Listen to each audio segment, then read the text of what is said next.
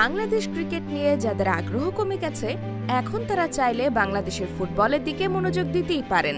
এবার যে বাংলাদেশের ফুটবলের স্বর্ণযুগ আসার সময় হয়ে গেছে। একের পর এক বিদেশি খেলোয়াড় রাজি হচ্ছে বাংলাদেশের হয়ে খেলার জন্য। দলের মান এমনভাবে বৃদ্ধি পাবে, তাতে শুধু সাফ অঞ্চলের সেরা দল হয়েই থেমে থাকবে না, বরং দক্ষিণ এশিয়াতেও সেরা দল হওয়ার জন্য পুরোপুরি প্রস্তুত বাংলাদেশ। জামাল ভুঁইয়াকে দিয়েই শুরু হয় এই যাত্রা।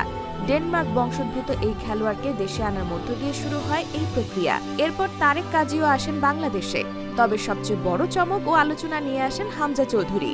ইংলিশ লিগে খেলা একজন খেলোয়াড় পাওয়া ছিল বাংলাদেশের জন্য বিশাল ভাগ্যের ব্যাপার। তার আগমনে বদলে গেছে সবকিছু।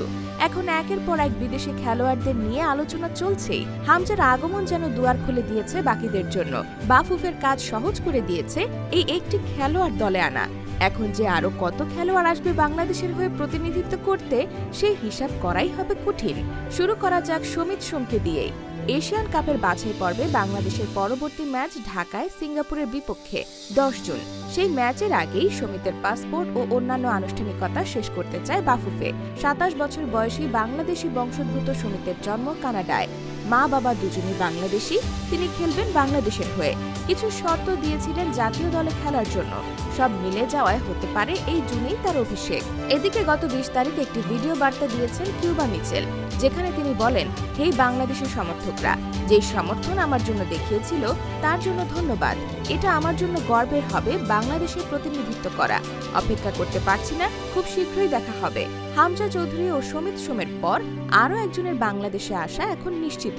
এতে করে নতুন এক যুগে পা রাখতে যাচ্ছে বাংলাদেশের ফুটবল। যে 3 জন খেলোয়াড় সম্পর্কে বলা হয়েছে, তাদের প্রত্যেকেই মাঠের খেলোয়াড়। অর্থাৎ এবার এক দারুণ মিডফিল্ড নিয়ে মাঠে নামতে পারবে বাংলাদেশ। এই অঞ্চলের তো বটেই, এশিয়ার মাঝেও এখন পরাশক্তি হয়ে ওঠার সব রসদ তৈরি হয়ে গেছে বাংলাদেশের। এমন 3 জন দারুণ খেলোয়াড় আছে কোন দেশে? মাঠ নিয়ে আর নেই কোনো চিন্তা।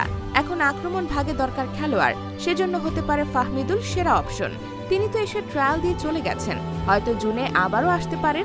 আগামী বছর 2026 বিশ্বকাপ, সেখানে খেলতে পারছে না বাংলাদেশ।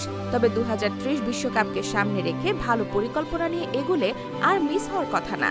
যেহেতু আগামী বিশ্বকাপ হতেই 48টি দল খেলবে, এশিয়াতেও বাড়ছে দলের সংখ্যা। শুধু তাই নয়, গুঞ্জন আছে 2030 সাল হতে দলের সংখ্যা বৃদ্ধি করে 64 পর্যন্ত করতে পারে ফিফা। যদি তেমনটা হয়, তবে বাংলাদেশের বিশ্বকাপ খেলার সম্ভাবনা বেড়ে যাবে অনেকটা। একে তো ভালো স্কোয়াড, তার উপর আবার আসন সংখ্যা বেশি। সব মিলিয়ে যেন জমে ক্ষীর। তবে এসব বিদেশি খেলোয়াড়দের নিয়ে কি বিশ্বকাপে যাওয়ার স্বপ্ন পূরণ হবে বাংলাদেশে?